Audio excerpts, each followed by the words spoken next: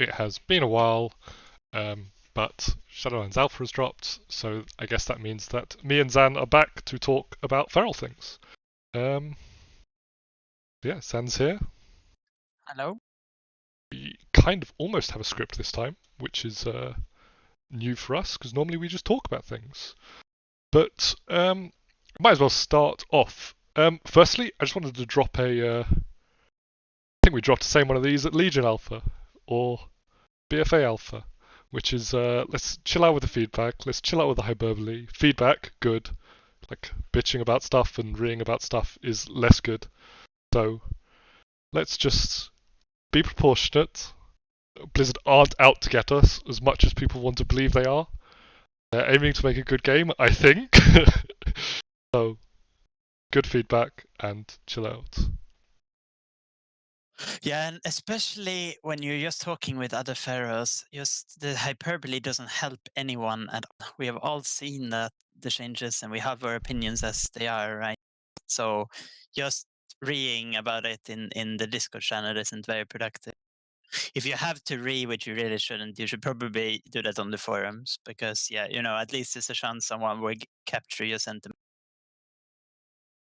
Blizzard reading things would be good. Right, so we might as well jump into the actual changes now then.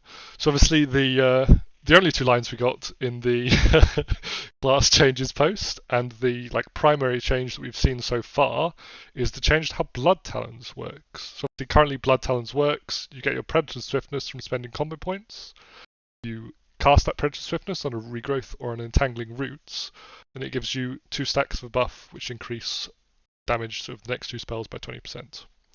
Cool.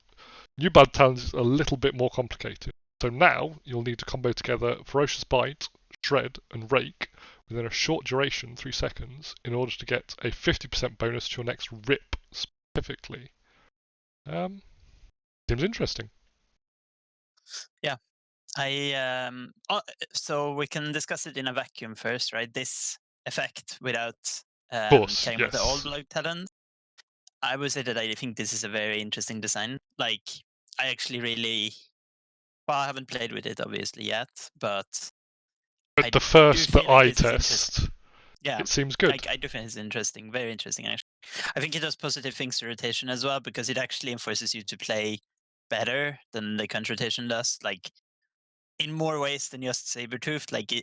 Even the older non-Sabertooth rotations were kind of lenient in how you play because, frankly, we have had so many resources for quite a while now that, for example, you can't really screw up with Rake unless you're playing really, really bad because you have such a large window. You see it runs low, less than 5 seconds. Well, that's probably enough for wherever you are in your rotation. You could probably make it to a point where you could refresh it with all Blood Talons, right? This forces you to play it better and plan it out more. Yeah, which I like. Really drives the behavior. So obviously the behavior around and the play style around snapshotting has always been sort of fairly pooling heavy because if you're pooling, then you can then react to changes in terms of changes in procs, in terms of old school mop, or changes in anything in terms of after true snapshotting was removed. This seems like it sort of drives that gameplay a lot more than current Blood Talons, which is good. Yeah.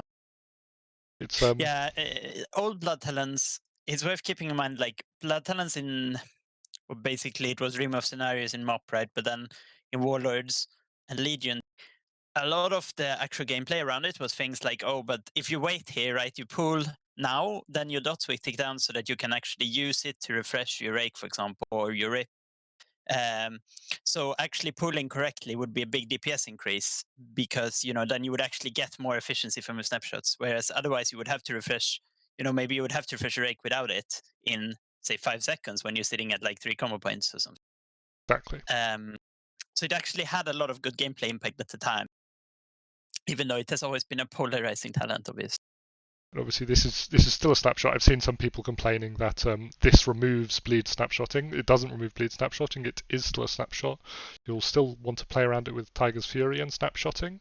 And while it doesn't affect Rake, it still impacts how you cast Rake and how you play the rotation because Rake is part of that combination of abilities you need to cast. You'll need to pull before you cast the Rake and combo together.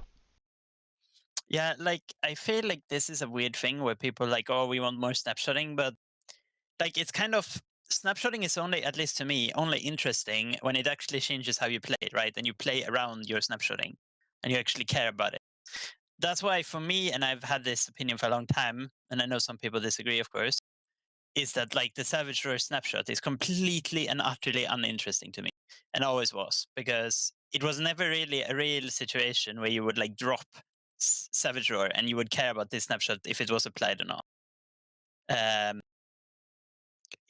yeah, so for me, that's an example of, yeah, technically it did snapshot, but it didn't change anything Because you were in your aiming for place. such high uptime on the buff already, Yeah, that it wasn't really exactly. relevant.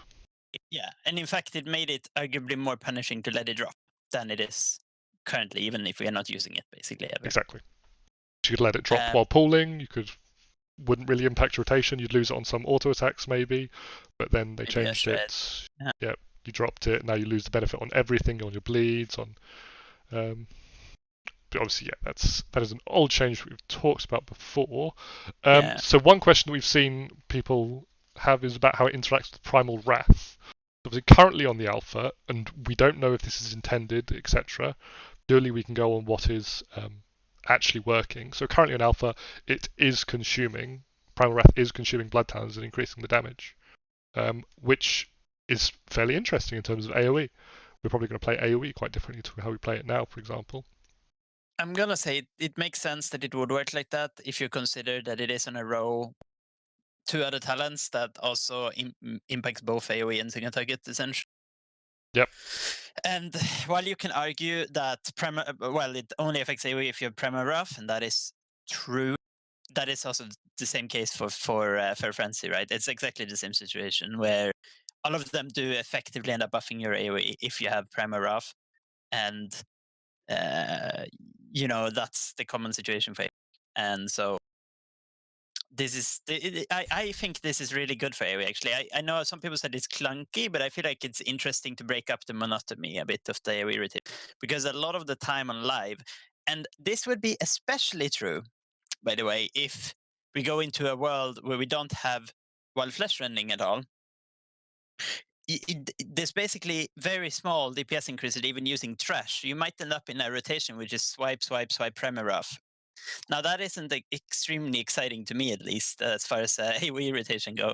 So I am really happy about this, how this would impact that, because you would even if you're using like say a 1-point ferocious bite or something like that, it would still involve a little bit more thinking and playing than just spamming swipe.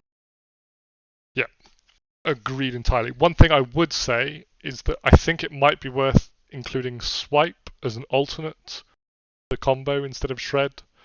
Casting shred on AoE can sometimes feel a little bit bad. And in terms of AoE, I think that's a change I would like to see if it's intended. But realistically, I don't think it makes a huge difference. Forcing you to pool on AoE would be interesting. It also makes sense in terms of making us a sustain AoE damage dealer. I mean, like applying dots to a lot of targets isn't typically what you would think of as bursty, even though on live it kind of is. Because of how you play around it with spamming it for the initial damage, obviously, yeah. But so it makes sense in my mind at least, and obviously this interacts really poorly with Sabertooth, but it makes sense that this would be something you do, apply and use as a sustain damage tool. Like you apply it for rip, you don't necessarily use it for the initial damage so much, unless you get to very high target numbers anyway. So that is, yeah. Exactly. Yep. So we've talked about snapshotting gameplay around it. Obviously, the other large change that we can jump into now is bark skin being added, and seemingly survival instincts being removed. Obviously, we still don't know if this is an accident or if it's data change that's made it happen as they changed some information for Guardian, or whether it's deliberate. But working under the assumption, obviously, because the only information we do have is what's present, that survival instincts is being removed. This is not a good change. Barkskin is a much worse defensive than Survival Instincts. Yeah, and I don't really know how they would offset that either. But yeah, so the benefit of Barkskin, in addition to the fact that you can use it while you are CC'd by most forms of CC, which is a benefit, sure, and it has a shorter cooldown than Survival Instinct. It is so significantly weaker, right? Like it's from 50% to 20%. 20%. Yeah. And I do think that makes us a lot worse survival-wise. I think our survivability has frankly been maybe a little bit too strong. Compared, pounds. yes, we've sort of been a step below stuff with like immunities. Yeah, but I do think removing it entirely it is a very sizable nerf. That you can't say anything about that. If that change is actually obviously a short CD defensive, it's an advantage. You can use it more often, but it's typically much worse than a longer CD defensive that used for areas which are more dangerous. Because if you think about a normal fight, how often do points come when you personally need to use a defensive? It's usually not that often, and usually the bigger the defensive, the better. Trying to think of examples, stuff like Desolate Host, soaking the I can't remember what it was. There was like a circle, like an arrow shot at you, circle around you. You could survival instincts that and be fine. You probably couldn't with Barkskin. Soaking on Avatar, you could also do that with Barkskin and Bearform, admittedly. But yes, the while it might average out to similar amounts of damage reduction, the benefit of damage reduction all at once is typically stronger than averaged out damage reduction, or we would all be stacking versatility. Yeah, and avoidance and lead. Yes. Like it is worse, and particularly it's worse if you play it like I think most people frankly do in PvE, especially. Survival Instincts is almost entirely a reactive tool. Like sometimes you have to plan it out, right? You're soaking something, you need to plan it out. But for most fights, it is a reactive tool. Like, oh shit, I'm gonna be hit by some ability that I probably should have dodged. Then it's really powerful to be able to get a 50% DR, and you can also swap into bear form. Right? So together with that and health stones and stuff like this, it's a very very strong defensive, like emergency type utility. Whereas Barkskin really isn't, and Barkskin is something you need to use very liberally to get a lot of value from it because it's such a short cooldown. And yeah, so it serves different roles. Like Barkskin is more akin to like our healing. It does help you with survivability in the general sense, especially if you're imagining, oh, there's a lot of raid AoE going out, for example. Then if you're using Barkskin, then you reduce how much healers need to heal you, and that increases the raid survivability, right? But it doesn't necessarily save you yourself if you're taking a big hit. That's kind of the difference we're talking about. So it's not that it is necessarily bad for survivability, but it is a very different kind of survivability from It's much more similar to say how enhancement in Legion behaved when all they had was I can't remember what the ability name was. Astral Shift. I think that might be their new one.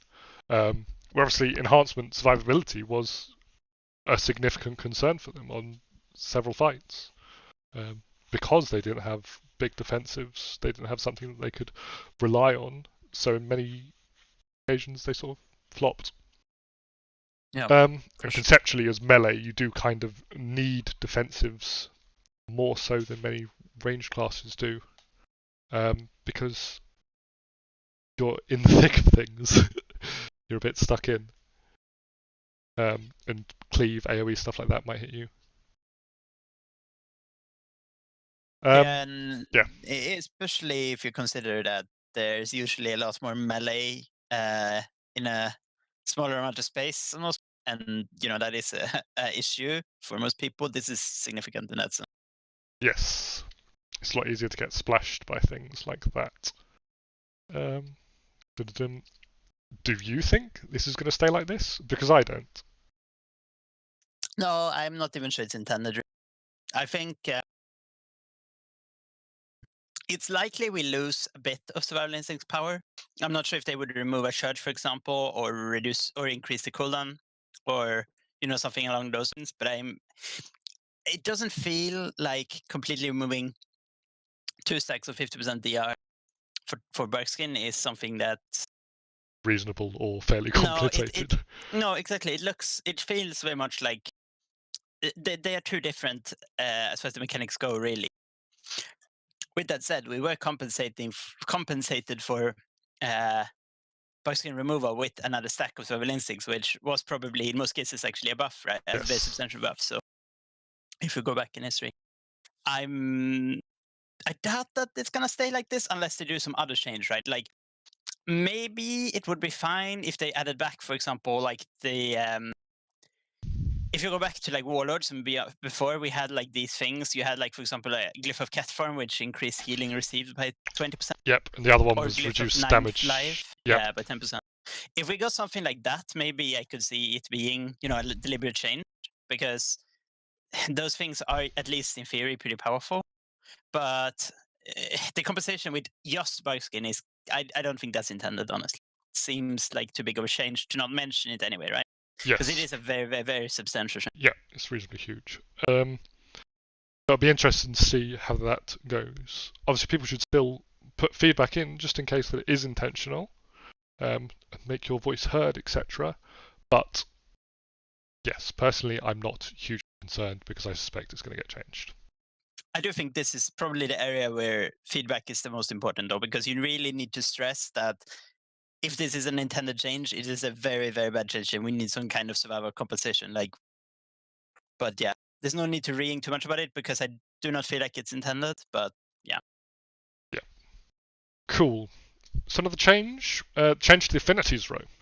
With the affinities row, you'll now be getting additional active abilities. So, for instance, Balance Affinity gives you Typhoon, Guardian Affinity gives you Incapacitating Roar, and Rest Affinity gives you Ursol's Vortex. For any not ferals, they'll get Maim if they talent Feral Affinity. I feel like the other specs kind of dipped out a little bit because Maim kind of sucks with Feral Affinity because you're going to still have to generate combo points. You don't have Primal Fury. And obviously, people who like Resto Druids who use Feral Affinity for DPS probably don't want to be spending combo points on Maim for CC. No, probably not. Pretty big DPS loss, right? It's a pretty big DPS loss. Yeah. It is nice as an interrupt, though, sometimes, even with a single combo point, for example. That's true. It's not completely useless, but yeah. Yes. I think Balanced Druid has kind of benefited the most from this because they'll be able to take Typhoon Ursols without too significant of a cost, which is really nice for them. And on the same token, Bears are nerfed most by this because they already had their combo and they now lost. And that is a very powerful kiting combo, by the way. Typhoon and Ursol.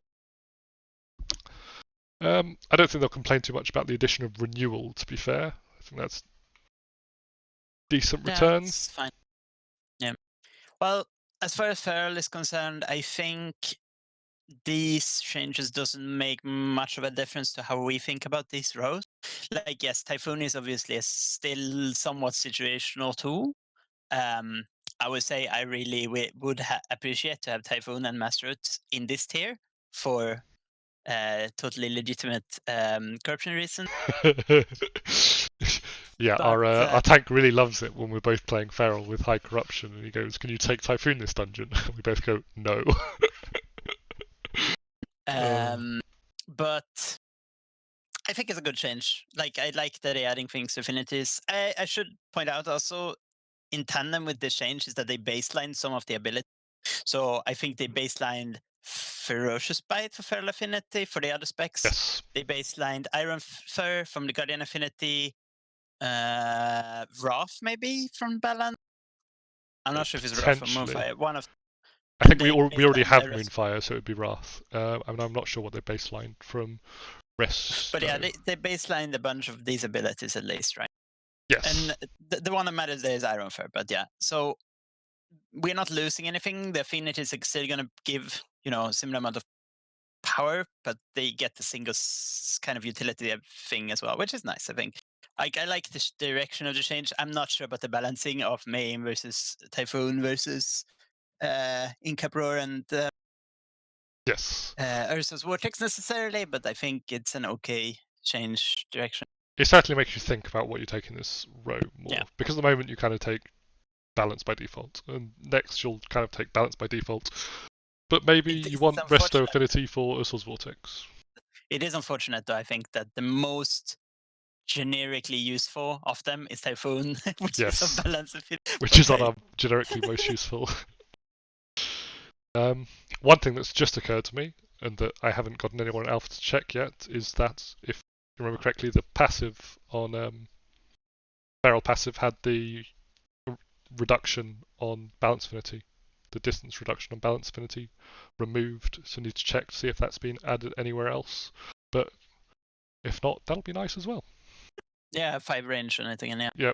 Yep. That would be nice. Yeah, that would even not completely by any means, but slightly mitigate how bad the survivability nerf is as well, if that is actually an intended, because that is a very significant advantage. And I think they removed it from rogues entirely, that concept. So yeah. Yes. Yeah, they did from Outlaw. Outlaw completely lost it. So I've got a note here. So obviously, Stampeding Roar is going across all of the specs. Why is Innovate still Resto and Balance specific? Yeah, it is kind of weird, and they even tried to make Innovate more custable on others for it with another change, which obviously doesn't affect us very much. Yes. I do find it strange as well, to be honest. I wonder if this is not intended as well, maybe. It definitely is weird though, because that makes the balance toolkit way more appealing in terms of utility. It already kind of works. But when they get Roar as well, and the fact that they get the Urso Typhoon combination, And to go along with trees as an relatively option. free. Yeah, exactly. That seems like a lot of stuff that is essentially balance not specific, but much easier for them to get, right? With smaller sacrifice than for the rest. Yes. I No, guess it's Resto technically can also get that, but they would have to give up a lot of DPS. damage potentially. Yeah. Yeah. So No, certainly an interesting point. Was it you who I was talking to earlier who had the interesting idea about why isn't Heart of the Wild baseline? Because obviously you're always going to have an affinity, so it feels like Heart of the Wild would make the most sense to be baseline. And then yeah, I agree. Yeah, that's my opinion. Yeah, I feel like it's kind of strange that you would have to. So I am fine with the utility row it's on, because those things are relatively situational, to be honest. Those three. So I'm fine for us anyway. and I Heart of the would Wild probably is of feel course relatively differently about it situational. for. Yeah, for us it definitely is. I would argue it's not situational at all for Guardian and Resto, but that's a separate thing. Agreed. I think it's definitely situational for us. So I'm fine with it, but I do wonder why they didn't decide to put Heart Wild on the base, because it would make affinities feel a lot more interesting if you actually have this ability to pump one of them up. Like, I think both Guardian and Rest Affinity would be a lot better for Feral in real gameplay if you could actually buff them up like that, Heart of the without. Wild, Yeah, because then, you would actually have the option of maybe having Rest Affinity and just being able to go in and actually do significant amount of healing if needed. Like, and actually help, a bit. Say a healer dies and it's a little bit left or whatever, right? Or help on a high damage phase, or actually tank the boss if a tank clowns, right? There are situations where I think it's a little bit much to say you should spec into Guardian Affinity and this talent, right? Giving up 2 utility slots essentially just to be able to cover that situation. I understand that sometimes you might, if it's very likely the tank will die, but I feel like most of the time you just wouldn't make that choice without very, very niche situations. So I I do think feel like that reduces how interesting they are, to be honest. yes. I think that then gives you space to sort of change what utility abilities you have on the affinities. So obviously maybe you give Feral Stampeding Roar, maybe you give Balance Innovate, and then you leave Typhoon where it is now.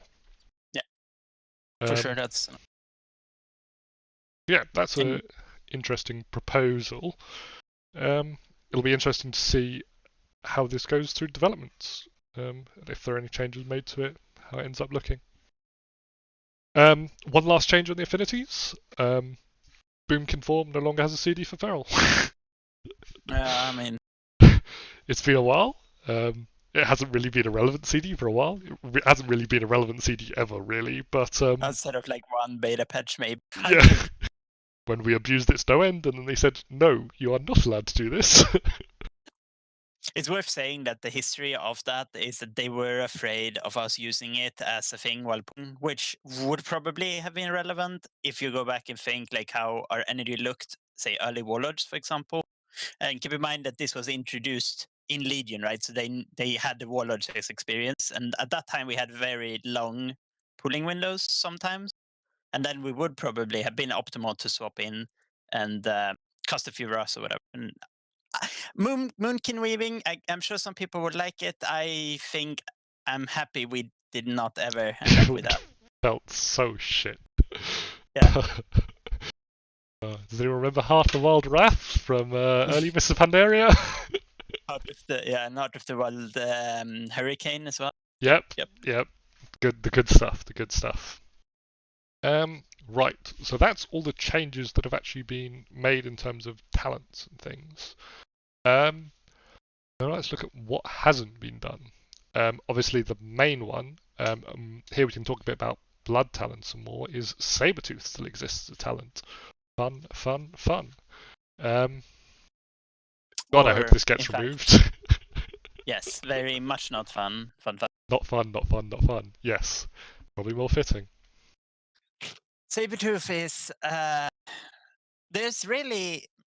there's like 3 problems with Sabertooth that are very different in character, and all of them are good reasons for why this talent in its current form at least should not stay around. Okay, so one of them is what it does to the base rotation. So this is something that people get wrong, like, and there's a lot of people screaming about elitism when you discuss this talent. The problem isn't how easy the spec is. No, this isn't a real issue with Sabertooth specifically. If you think the spec is too hard baseline, then that is a discussion we should have, because the baseline spec shouldn't be too hard. But Sabertooth creates rotations that are way too easy. And it's not just like easy for Pharaoh. I mean easy for the game, like compared to the average of virtually every other spec. Okay, like easier than Demon Hunter. Yes, some of the rotations you create with other talents and Sabertooth are way too easy. So this is the real issue. It's not Sabertooth making the rotation quote unquote playable for newbies, end quote. It's about Sabertooth in combination with other things just degenerating the rotation. That's why we think it's a problem on that front, right? Yes. Then you have a second issue, which is the row Sabertooth is on is nonsensical. Yeah, it makes zero sense that you have a very strong, essentially single target only talent on this row with a dot, which is obviously cleave, and sure single target to some degree, but cleave mostly, and a talent which is literally okay, that's not fair anymore, but very much weaker on single target. Okay, I mean Predator, which it used to be useless on single target. So to clarify, now it's Fury. Not, yeah, with Younger Fury as right, the increased duration of TF is very significant. Okay, but it's a very strange row, and it doesn't make thematic sense. And Sabertooth didn't used to be in this row, right? No, it used to compete with Blood Talons and Moments of Clarity. Yeah, and if this is intended as a cleave talent, which some people say, and it may have been at one point, the problem is Sabertooth makes it harder to roll your dots on multiple targets, because it basically makes your rip cast much more expensive and turns it to ferocious. And it is actually kind of annoying to, if you have 3 targets, for example, even with the current amount of energy, it's actually kind of annoying to roll 3 targets with Sabertooth all the time. Now, just to make a clarification to that point, the reason some people may think that is because in the past, with Jagged Wounds and much lower Ferocious Bite damage, Sabertooth could exist as a cleave talent, because you would spend 1-2 combo point Ferocious Bites to refresh, rather than on much lower duration dots that dealt much more damage, rather than now where you actually care about the Ferocious Bite damage. Yeah, exactly. Like how it used to be is that Sabertooth used to fully refresh your dot with any combo points and enemies, which meant that if you had rip up on 3 targets, you could go around just doing single point bites on all of them to maintain. And at that point, it was a cleave talent. But now with the changes and with Mastery impacting Ferocious Bite, much higher tuning on Ferocious Bite, it doesn't really exist in that space anymore. So yeah, no, it's almost all single target now. I think you had one more. Yeah, the third problem with it, or problem is, it's a bit more fluid, but it is basically, it doesn't actually help you learn the spec. It is kind of a noob trap. And so the reason I'm saying this is, it's obviously a bit funny to talk about a noob trap for what is probably the best talent in that row in many ways. Probably the best talent in the tree in many ways. Nah, I think that's a bit more arguable, but yeah, certainly it is among the better ones. And the thing with it is, it's a noob trap because it doesn't actually help you play the spec. So it sounds on the surface like, oh, you're a new player, you want it easy. Yes, you do. But what you do not want is something that goes counter to every other talent setup almost in the tree. So, for example, imagine a world where Sabertooth is not the best talent, say Eli is. The rotation difference between having Sabertooth and having Eli would be enormous, because suddenly you go from, well, you get another dot, Double the number sure. of finishers, and you Yes, triple the exactly. number of You dots you're suddenly playing. you get way more dots and way more maintenance, right? This means that the pacing, so to speak, the difference between having it and not having it is enormous. And this is the exact same problem, for example, Jagged Wounds or old Savage Roar when it was 24 seconds, I think, had, which is that the difference between having it and not having it is massive on the rotation itself, which means that if you start playing the spec with this talent, it makes it harder for you to change away from it than it makes it easier for you to learn the spec, right? So it doesn't actually serve the purpose of being a good beginner talent, whereas something like Mock, for example, does, because Or Mock Blood is Scent in the just, past. yeah, they just add damage passively, essentially, for you to do things you would do anyway. So Mock just gives you more energy and makes it easier to play, and you don't need to think about blood sense or whatever. That's fine. That kind of talent is fine for beginners to the spec. It's not a noob trap in that sense. Whereas Sabertooth actually traps you into a rotation which is so radically different. And therefore, I think it is a very bad talent design, actually for newbies as well as for more experienced players. It doesn't serve its purpose. So So yeah, philosophy, those are three. the rotation, the core rotation, which at the moment for Feral is, so if you take Feral with no talents and you play the spec, that should be the core rotation. And talents should add on to or enhance that core rotation. At the moment, what Sabertooth does is it takes your core rotation and it reduces it. So yeah, the aim for a new player talent should be to just focus on that core rotation, which is you maintain Rip with combo points, you maintain Rake with energy, you shred as a filler, and you spend excess combo points on Ferocious Bite. That should be the core rotation, and that should remain the same to some extent across all the talents. All the talents should play like that. But then potentially they add something on. It's like Li, you have another dot that you need to maintain and fill with. Versus Blood Scent in the past, which just took that core rotation and made it slightly better. It did slightly more damage. That should be the aim for a new player talent. And Sabertooth is failing at that. It's failing at, well, this is subjective, it's failing at being enjoyable. Experienced players don't like it, or didn't like it. And it decreases the impact of other talents in the row. So obviously we mentioned that we could talk about blood talents here. The current Blood Talons does interact slightly with Sabertooth, because it will also increase the damage of Ferocious Bite. But with the new Blood Talons that they have designed, it only increases the damage of Rip. So if you're playing Sabertooth, that talent, if it, let's say it ends up being the best talent, who knows, tuning, it might not be. But if it ends up being the best talent, and Sabertooth continues to be the best talent, then the rotation will involve you paying attention to Blood Talons exactly once in the rotation, which is on the pull in the starter. And after that, you will mindlessly keep it up with Ferocious Bite. And you'll that just waste actually it. makes, yeah, and that actually, not only does it make Bloodhounds completely boring and do nothing for most of the rotation, which is a problem in itself for a talent that's supposed to have gameplay, but the other issue is if you screw up that opener, for example, if you're an actual new player, you screw up that opener, you're now mega punished for the rest of the encounter, essentially. That is not good, right? Suffice to say, really bad. And yeah, that interaction just cannot be allowed to exist, honestly. I think it would be very bad for just about everyone if that actually makes it to light. Yes. So we've got this shiny new talent, Blood Talons, which introduces not new gameplay, but enforces on existing and past gameplay that's sort of really been the core of how Feral is thought of and played. Sabertooth kind of just throws that away along with everything else. Let's be clear, we don't hate Ferocious Bite. I quite like Ferocious Bite. It's nice to have an ability that hits hard. It's a spender. It's a big spender. It should hit hard. But the problem is how it impacts on the rotation as a whole in terms of Sabertooth. Not about Ferocious Bite and us hating big bites. It's about it fucking everything else. If this said, so if you wanted this to actually be a noob talent with a similar idea, right?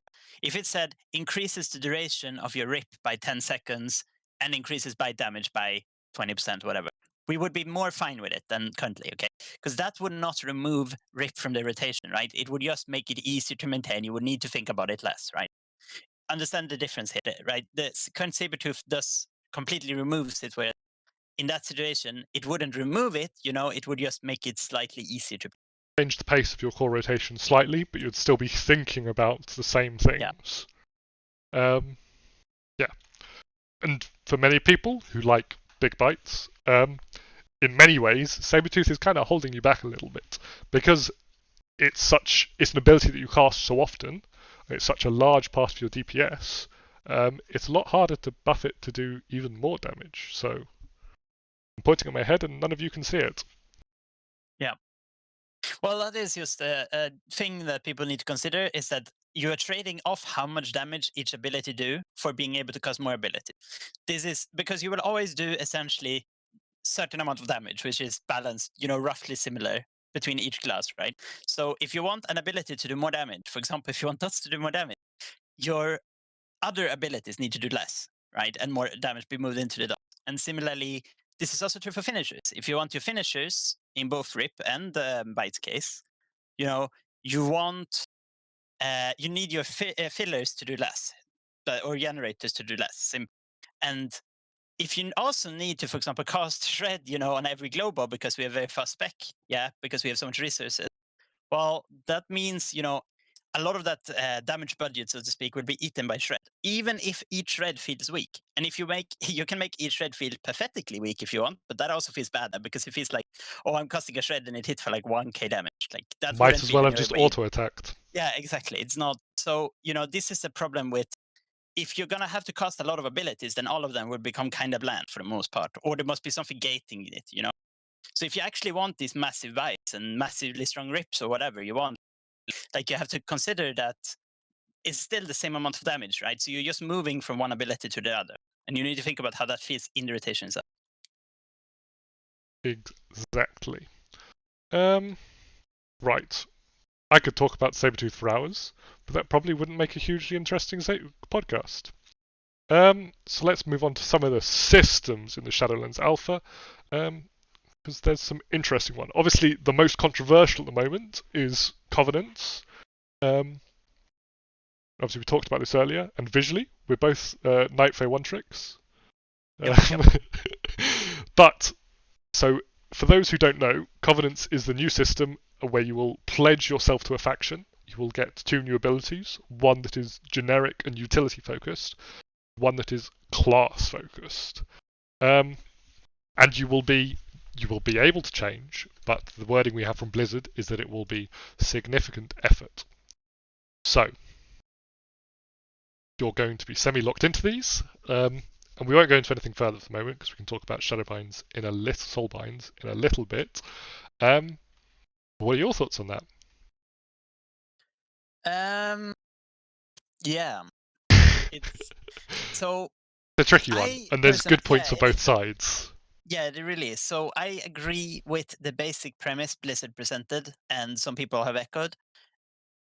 I think it's fine that you have these trade-offs, right? I'm fine with semi-permanent things you do, right? So it is a significant choice which of these you go. I'm fine with that. I'm fine with you getting a unique ability. And I do think some people are focusing in way too much on the damage aspect of this. I think they can be balanced so that the DPS difference is smaller than that difference between ratios, for example. And honestly, very few people actually complain about races anymore, right? I don't think racial balance has been problematic enough to where that is a significant issue, right? And if it's similar in that range of difference, I think the DPS difference between these are not a real issue now. What is an issue, though, and this is especially true because different types of content might have different answers to this question. So the utility aspects of this is more problematic because there might be situations like, for example, in raids, you definitely want X of these abilities. And say in M+, especially if you're a tank, maybe you want another. And if you're PvPing on that character, well, you might want a third, right? And they do very different things. And this, I think, is actually problematic because I feel like this locks you into a certain choice, and it would be really punishing if you're doing a different type of content when you have, a different ability that does a very dramatically different thing. because they aren't comparable. Like you're comparing, in this case, for example, a big absorb shield with a blink, right? Those are very, very different things. Yes, I think I have issues with the abilities as well personally, because while I think that they can tune them to be similar DPS in general, and this is less of a feral specific issue, right? Because all of ours are fairly similar, but some specs have utility versus single target damage versus AoE damage in these trees. For instance, I think Warrior, for an example, one of the Kyrian ability is like a pseudo Ursol's Vortex that stops people from leaving the area, versus an Execute replacement versus something that does AoE. And then it becomes a bit more concerning in terms of, again, like your point about utility, about different kinds of content. So if you're doing Mythic Plus, maybe your tank really wants you to have the Kyrian one. Maybe the Execute replacement is better in raids. And maybe for this particular fight, and that's a bit more facetious because I don't think that you should really be able to change these on sort of a fight-by-fight basis. I think that's maybe going a bit too far. But again, I'm still kind of conflicted on it. I'm kind of stuck in that kind of situation where the utility part and then versus taking utility versus single target versus AoE. And for Druid and for Feral in particular, I think it's everything kind of does similar kind of stuff. Yeah, But I will say for us, I think it is definitely true that some of these DPS ones, as it were, for different classes, it probably do need to be changed. I fully agree with that, by the way, because there are some that are definitely weird, right? yes, But it kind of doesn't conflict with my opinion much, because I think that DPS utility, as in, for example, burst single target, sustain DPS, burst AoE, whatever, these are different kind of DPS utility, right? They are used for different type of DPS situations. I think that is a similar thing as well as my point on utility. I just want to clarify that. Because I agree with that if you have a choice between a very strong AoE talent and single target, sustain single target, right? I think that's a pretty bad choice, right? Frankly, because it's going to feel really bad regardless of which way you go, right? You might have picked a single target one, but then you're like, in this fight, we really need AoE. And you're like, well, I could have done, a lot of AoE here, but unfortunately, I locked myself to another one. So, yeah, feels bad. So I do, yeah. But I think that it is possible for this to work as a system. But I don't think really in the way it is now. So obviously Ian had his interview recently where he talked about it, and he thinks that they can through soul binds and other things like that, which we'll talk about in a moment. But yes, it's certainly something that I'm interested in seeing how they approach it. Just to clarify one point about them, because I've seen a lot about this, one of the druid covenant abilities, kindred spirits, I've seen a lot of people talking about that as symbiosis. As should be clear to anyone who's kept up with Alpha now, it's very much not symbiosis. In fact, there are very little that would make you think of symbiosis when you see the actual text. I think people have read form a bond with an ally, and granting an effect, and then they've kind of jumped the gun a little bit. Much as I know you and I disagree on this, I think I really like symbiosis. You liked having bubble. It's not so much that I disliked symbiosis. Yeah. I just weren't. I just didn't love it. Basically, right? Yeah. I was fine with having it. I just thought like most of the time you pick like one ability or two, and it's like not really an interesting choice. But yeah, I wouldn't mind having it. So Yeah, wouldn't complain. But yeah, this is very much not symbiosis. Do not get your hopes up. I will say, Convoke the Spirits looks hilarious. So, Convoke the Spirits is the Night Fae one, and it will cast channels 16 druid spells and abilities over 4 seconds from like a list of spells. And it should cast any of them. So that would be reasonably hilarious. Maybe you cast 16 treads, maybe you cast 16 regrowths. Love me some RNG. It, suddenly you rake up the entire AoE pack. Oh. That would be... You win some, you lose some, eh? Yeah. The gamble choice. I like it. Right, so Soulbinds. This is an interesting add-on to the Covenant system. So Soulbinds, you, to use Blizzard's wording, you pledge yourself to a powerful member of the faction that you've chosen as your Covenant. That wording kind of fell apart at the end. So basically, you will pick a person, and you get like a talent tree-esque thing that you can then socket gems into and have abilities out of. So yeah, there's a couple of The way options. the way I've understood it, it's more like an artifact than it is an actual talent tree. So it's not like Yes. you change them. It's more like, you unlock a bunch of stuff. Vision talent tree or the Chromie talent tree from back in Legion. So yeah, so there's interesting stuff, and obviously you can put gems in these gems. So you have defensive gems, utility gems, and throughput gems. And from our look at the system earlier, it looks like all of them sort of at the moment have 7 gem slots, and it's I think it's always 2, 2, 2. So 2 utility, 2 defensive, 2 throughput, and then the additional gem slots varies between the 3. We don't know how you're going to be able to change these, or if you're going to be able to change these. I assume you can.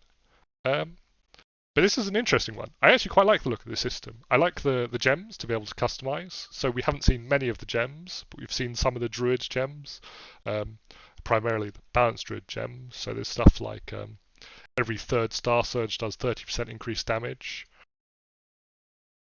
Seems And cool. whenever Typhoon fades, you also slow the enemy for a bunch. That seems nice. I'm sure everyone's gonna love that in PvP, by the Oh, it cracks me up. People are very slow. People really like being slowed. But yeah, I quite like this, obviously. It seems like the impact on DPS is going to be relatively minor because the only sort of difference change will be 1 utility, 1 throughput, or 1 defensive gen, depending on which one you pick. From a look at it earlier, it doesn't look like there's much damage in the trees. There's some damage, but there's not a huge amount. It does look like and I mean, this is data mining and stuff that is very early alpha, so yeah, it's obviously subject to change, right?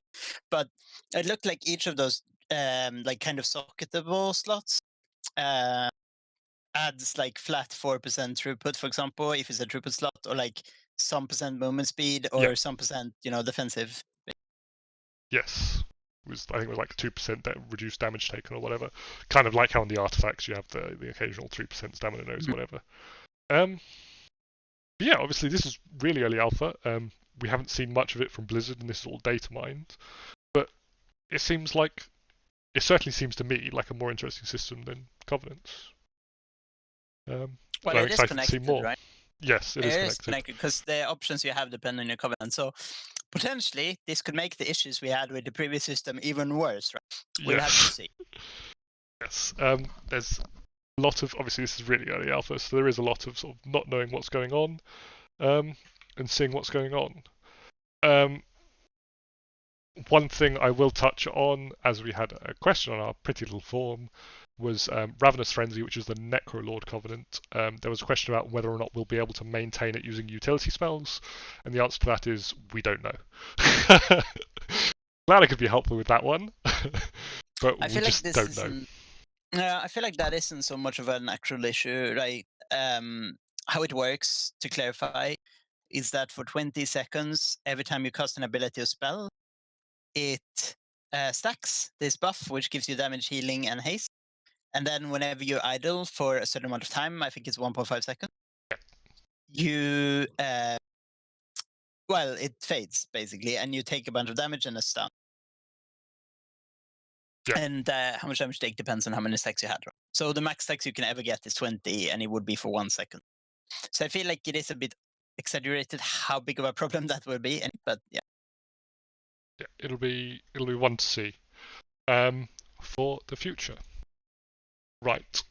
Also, just to clarify, a lot of people actually have been talking about it snapshotting. No, it is very unlikely to be snapshotting because almost nothing in this game snapshots by default, and in the few cases we do, it is typically specified. So, for example, Tiger's Fury says increases damage by 15% for the full duration of those effects or something like that, which is a very good, like, if you see that wording for the entire duration of those effects, that typically means snapshot. Not always, there are exceptions, but Or, for it's a good instance, the sign new to look Blood at. Talons, which says your next rip.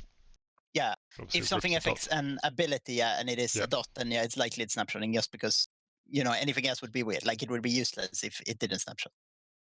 Exactly. Right, so staying on the Shadowlands alpha systems, though this is a bit more class-based, some people might have noticed that a number of AoE abilities, and obviously I suspect most people know about this because it's been widely talked about, are being target capped. So it seems like Blizzard, I suspect they probably have a few aims in this, but it seems like they're trying to reduce the MDI style mass pulling and potentially slow dungeons down a bit more and make them more of a sort of pack by pack basis. So you and I have both talked about this. I think we have relatively similar thoughts on this. But what are your initial thoughts on that, Zan? I think the concept of that is good. I do think that if every ability just hits AoE, it removes a lot of flavor and it makes it harder to balance abilities to be anything but the same.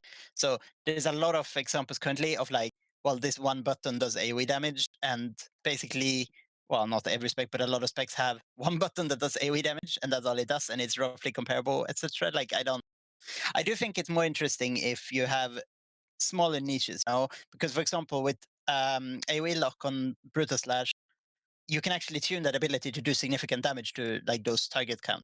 Whereas currently, if you were to buff it to be a good burst tool, well, it would probably just be better than Primal Wrath at every point, right? Like, whoever of those would numerically be best would just be best in every situation, which, you know, it removes choice, in my opinion. I think it makes it harder to balance the game, honestly. Yeah. Certainly going to be interesting to see how it goes. I think a lot of the discussion around it that I have seen has been with the assumption that the game will work the exact same way as it does now. Obviously, if the game works the exact same way it does now in terms of like dungeons and raids, then I think this is probably not a great change. But my assumption is that along with adding these target caps, that M plus structure and raid fight structure are going to be changed along with it. So we probably won't have any fights like Carapace, or we'll have less fights like Carapace of N'Zoth. So potentially changes like this will reduce the sort of the importance of AoE along with adding this target cap. So I think there's some interesting changes like that. And as much as niche is a naughty word and has been since Warlords of Draenor, thank you Celestalon, I think it can work potentially. Obviously now, at the moment, specs that, let me rephrase that, in the past, AoE and single target hasn't been tuned very well, and sort of specs which deal bursty are far more valuable. But potentially, if all the specs that deal bursty AoE are now target capped, and for instance, Primal Wrath or Thrash or Sunfire or Starfall aren't, potentially it makes it a bit easier to tune that. And Blizzard aren't very good at tuning AoE. No, and I feel like part of the reason they aren't is because they just haven't cared about it, or there have been no objective metric, whereas I think with M+, there actually is an objective metric in a way that there hasn't been before. With that said, though, I'm not saying they have tuned M+ very well, because they have. I do Shout out think that, to Rogues and Demon Hunters. yeah, I do think the damage tuning in M+ has actually gotten better over time. I think the utility tuning is probably a big issue, but separating those things, keep in mind that this isn't that old. Of like, AoE caps used to be in the game not that long ago. It's pretty rare that they remove most of them, you know, and there still are actually on live, I think, a few left. But the thing is, Fury like, for Warrior is the example, main example. yeah. So I don't think this is as dramatic of a change as a lot of people think anyway. Like, for example, it wasn't like Outlaw was terrible when it only hit 5 targets. Like, in fact, when they got 5 target AoE on whatever that ability is called, the toggle thing. Blade Flurry. There you go. It was a massive buff at the time. I remember they were really good at like bursting down like 5 imps or whatever in Silverac. You know, the type of thing it used to be 2 from the beginning, right? And it used to be this insane cleave spec on specifically 2 turrets, and that was fine. That was his niche, and that was a cool strength for them. I kind of feel like, yeah, you should probably not be in a situation where specs have literally nothing to do on a bigger. Well, I mean, HFC fair anyone, but I loved at pressing the swipe same, for 0 damage. yeah, I know it's great, and multi-dotting like 10 targets with Rake, that was also great fun. Um, Shadow Discar, yeah. Anyway, I just feel like it's fine. Like, I don't think this is as dramatic of a change as people think it's, right? Basically, I do think for at the very top end of the M plus meta, when you're actually doing these 10, 20, 15 pulls, more as a rule than as an exception, right? It's an exception if you do a smaller pull, then yes, it would matter a lot, I think. But I do think for most people that is not the case, and already it's not that dramatic of a change, honestly. And we will see how it turns out. And obviously, if they fuck up the balancing, they will fuck up the balancing, and we can scream about that at the time because, but I don't think AoE caps are a massive balance problem. I've heard some discussion about tanks and threat, and I do think that is legitimate. I think threat management on AoE, that could be a legitimate thing where I think it might be fine to AoE cap tanks, but it must be uniform, right? We don't want a situation where one tank is like the AoE tank and every other tank is useless. Like that would be really Yes. bad. So I do hope That's that is my big reservation. But yes.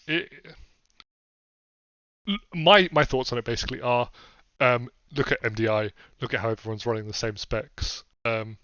Let's face it, with AoE caps, they can't do a worse job of balancing them. there's no way now. I'm I'm more willing to hold out and see how this one goes than I was for the GCD cap. I think I'll leave it at that. Yeah. So moving on swiftly to something that might have some relevance with AoE capping is Torghast. So for those who don't know, this is the new. It's kind of the new keystone system from the expansion. It's going to be kind of like Visions, from my understanding. So it's going to be a big tower, and you're going to progress up the tower, earning cool perks and things, much like a roguelike, Risk of Rain, Enter the Gungeon, that kind of game. It looks kind of interesting. There aren't many Torghast abilities out for many specs yet, but I know Ellie shamans, or shamans in general, have quite a large bunch of data mining, and there's some interesting concepts there. Yeah, there are actually effects that directly changes your abilities and what they do and stuff like this, which is It's sometimes quite significantly. So, for instance, if I remember correctly, there was a shaman one which, while your fire elemental is active, can only cast fire spells, and your fire spells deal significantly more damage. Yep. Seems like a quite cool little sandboxy playground for trying things out. And I think I'm going to be interested in playing it. It seems quite replayable. Yeah, and I mean, to me, it feels like it is taking a lot of what is good about current Horrific Visions and improving on it a lot and adding a lot of more variety to it, which I think is cool. And I honestly like Terrific Visions when you were progressing them, quote unquote. Yes, And early figuring out on, what to do. working up to masks and. Now, when you have the rotation unlock and you're doing this exact same thing a few times every week, it's not that entertaining, let's be real. But so I like that concept, though. I think it's promising, sure. And I think if this is the grind, even if it was Horrific Visions, I think that grind is more enjoyable than most other An grind artifact systems we tower, ever had. yes. So, it's still a win for me, even if it's like Visions. So I've never enjoyed world quests, but I really enjoyed Horrific Visions at the start, at least. And they're now less mature than world quests were. So, yeah, this seems really promising to me. I'm hoping that eventually we get to see some really cool stuff in terms of like what crazy shit they're going to try out in terms of different classes. Fortunately, it seems like it's on their list of things to test during alpha, so we don't know how long early it'll on be. as well. And early on, so potentially we get a good look at it soon. Ooh, hiccups all of a sudden. Yeah. And it seems like this is going to be sort of one of the ways which you get legendaries, so potentially being good at Torghast will allow you to progress faster. Which and I think they said it's even the primary way of getting legendary, so it's probably something you're gonna have to do regardless. If Yes, it was the sort of So yeah. how you got different options, and yeah, it's going to be interesting to see where it goes. Right, so I think that's most of the changes from Alpha. So for the first time, we can go through some questions. We put out a form on the Discord, and we asked people what they wanted us to sort of ask about and talk about, and have us answer specifically. So we've just picked out a couple of them, and we've picked out a few that have sort of been more widely asked by more than one question. So the first question is about Berserk changes. Would you want changes to it? How would you change it? What do you think about the cooldown in general? Yeah. I think most people know Yeah. I don't like Berserk. So what are your thoughts? Well, I remember that Berserk once used to break fears, and I would like that back. That was nice. Really good for No, pillars. yeah. On a more serious note, I think Berserk feeds into everything I think is bad that I talked about already this episode, but I can quickly recap. It's a resource cooldown, which is already suspect for me from the start. Second of all, it's a resource cooldown that is not very good at its job and works really poorly with other things like heroism, which you end up using it with a lot anyway. Because as it turns out, you use hero and you want burst, so that's typically also when you want to use burst cooldowns. Who would have thought that's true? Um, and it's boring, frankly. Like, yeah, you get a few more abilities, It's not but like, interesting. It doesn't change how you it play. doesn't do much. And it's weak as well, and it's hard to buff it in a way where it's not obnoxious. Like, yeah, you could just add damage to it, I suppose, but you know, Hello, outside of Legion? doing that, which is really, yeah, exactly, which is really boring. It's like kind of whatever otherwise. So yeah, I would like to see it change, sure. Yeah. As for what changed, like, I would prefer if it actually affected the rotation rather than just giving us more, like lower cost, because I think it's kind of boring and yeah, it's not very balanceable. Yeah, I think the only time I've really enjoyed Berserk was the BRF tier, where your yellow damage inside Berserk applied a bleed. So you wanted to sort of try and fit 2 or 3 Ferocious Bites into your Berserk. And if I remember correctly, 3 Ferocious Bites was actually quite hard that tier. So it was sort of a bit of luck and playing around, and it really felt good when you managed to get those 3 bites, even if it was sort of largely RNG and crits. Basically, what Blood of the Enemy pretends to be, but really is. Yeah, because just to clarify for those who don't know, you can't ever fit 2 bites into the bonus crit damage of Blood of the Enemy. I've seen a lot of people talking about that. It's not fucking possible. Don't try and optimize for it. It's a waste of your fucking time. Yeah. I hate Berserk. I've always hated Berserk. I don't really like cooldowns which don't change how you play. I've always wanted like Incarnation to be baseline and for it to be like a 1-minute cooldown, like Shadow Dance or something like that. I think that's. So I hate Incarnation as well, though. But as far like as Shadow TF Dance, is concerned, yeah, as far as TF is concerned, you know, the difference is that you get the resources immediately, and it also is the snapshotting component, right? That's what makes it different from Berserk, because Berserk doesn't give you anything that you can play around. It's just, oh, you got. It's cheaper, right? So you can spam for a few seconds. Which, to be fair, once upon a time when we were a very slow spec, that would feel different because you would have way higher pacing.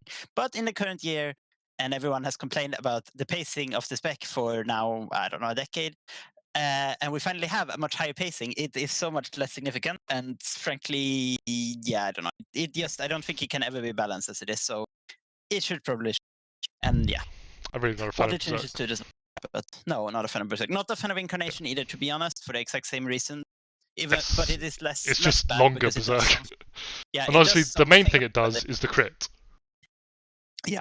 Because crit feels far more different than just energy reduction does. Yep.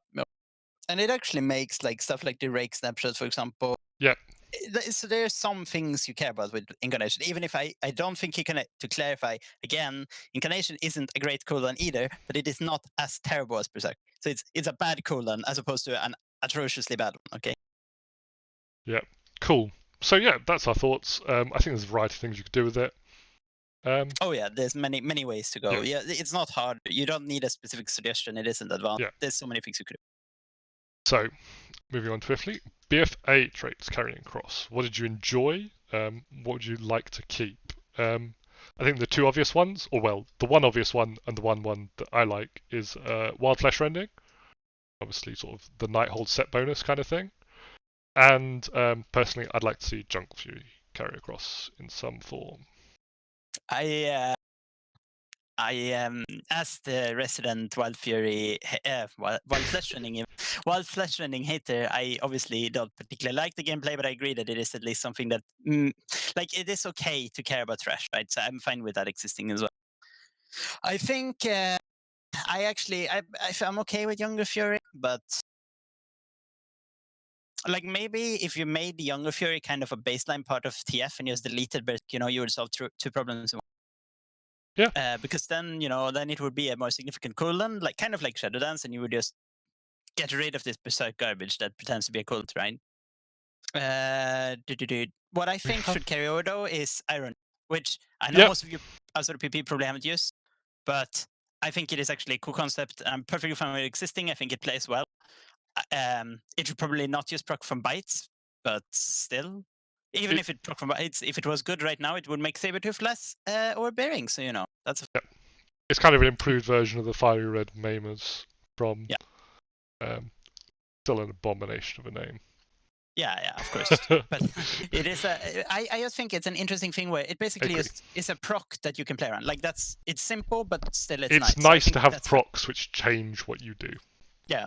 Make you press different buttons. It's just nice. Yeah. Cool. I know a lot of people want Gushing Lacerations.